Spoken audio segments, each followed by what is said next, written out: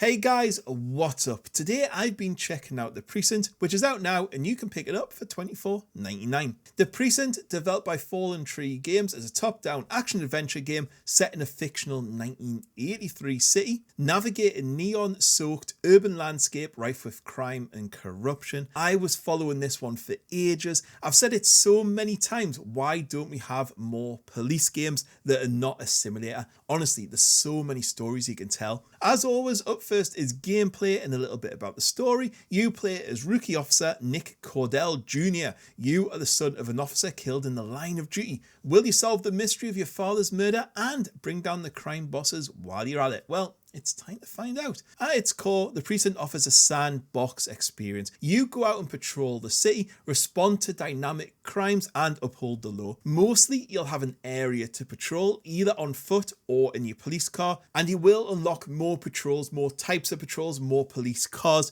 as you play. You can also commandeer normal cars and make them undercover and put a little red light on top, which is pretty fun. The only annoying thing is though, you don't get to keep it. So at the end of your shift, you lose that car. And I think it would have been way better if there was some sort of store option, like the old Grand Theft Auto or something, and then you could reuse it again and again and again without having to remember where it was.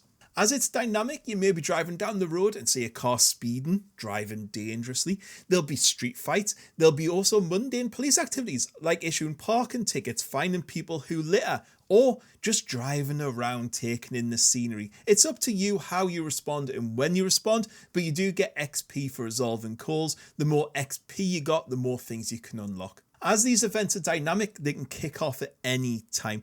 Like there was a time I was just sitting on the side of the road and a gang member drove past me and did a drive-by shooting on me and I had to go and chase them. There's things like that can just happen at any time.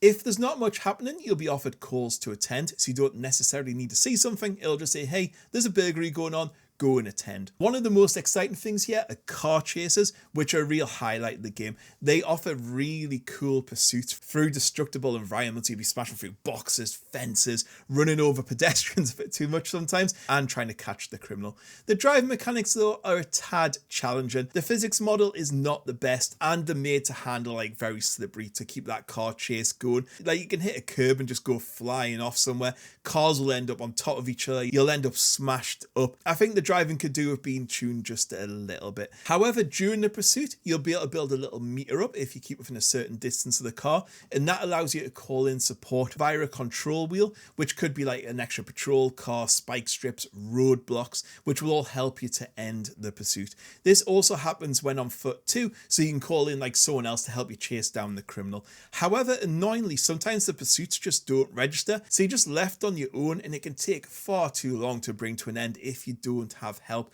so I hope to sort that out. The dynamic crime system also ensures that each patrol feels unique, like you really don't know what's going to happen, and also you've got the suspects' behaviours change as well. Some will be compliant, some will go off on one, some will just pull a gun out and shoot you.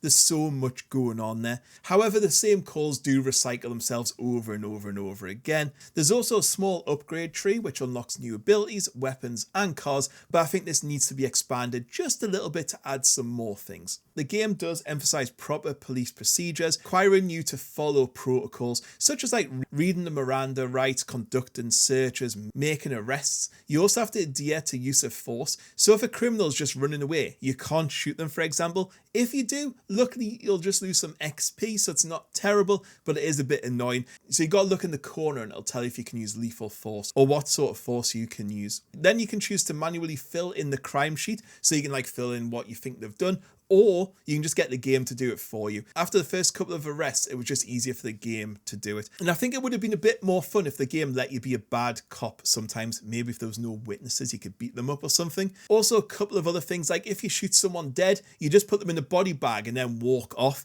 Like you don't call the coroner or anything. If there's a car blocking the roads, like the occupant's been arrested, you can't get it towed. There's little things like that I think they need to put into the game to make it more realistic. Outside of the dynamic stuff, there's also a full story, which will take about 10 hours to complete. It's a pretty bog standard affair. It involves taking down 2 gangs. Each time you gain information, you basically fill a bar up, and then you can take down that gang member.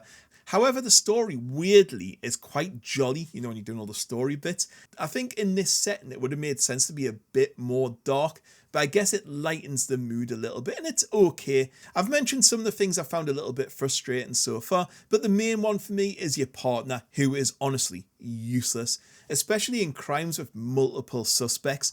If they split up, you can only go after one suspect and the partner won't do a thing. He just gives up and stays there and goes, oh, they got away, which causes you to lose XP. He does this in foot chases and responding to crimes. Like, you'll get to a crime and you'll turn around and you'll just not be there and you like have to deal with it yourself. If a car chase kicks off, he just slowly walks back to the car and you're like, yeah, do you want to run or something? And it can cause you to lose the bad guy. Yeah, you can just drive off and you'll appear in the car, but again, immersion, realism, fun. Visually, this game adopts a stylized top-down perspective, kind of reminiscent of the early GTA title. It's infused with that neon-noir aesthetic, and it really captures the essence of the 1980s, from the lights on the police cars to the buildings to the way people are. The city's design is really nice. It's combined with dynamic lighting and weather effects, and honestly, it looks really good. The sound design also complements that really good visual style. It's got a nice soundtrack, it's got a retro vibe to it, it's got nice ambient city noises. There's also audio cues during gameplay, your radio going off and stuff like that.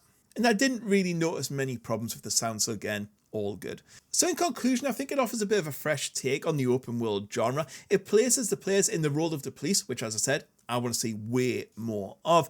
It gives you dynamic gameplay within a detailed city. It's engaging, it's compelling. The story doesn't outlive its welcome. It's possibly a tad too long, but it's just about right. And if you like your police games, I think you'll enjoy this. It's not without its flaws. Yeah, the gameplay loop gets a little bit repetitive. The driving mechanics aren't the best. There's AI and technical issues there. There is bugs in this game, and they do unfortunately cause a few issues here and there. However, it's a super fun game. I really enjoyed playing it. I hope they fix the issues, and it could definitely do with some sort of story DLC out there to change the story up and make it a bit more fun. Anyway, guys, that's all I've got to say on this one. Don't forget to drop this video a like, comment below to let me know what you think of this game. Will you be picking it up, wishlisting it, or waiting? And most importantly, hit that bell notification so you don't miss a video. Right, I'll catch you on the next one. Goodbye.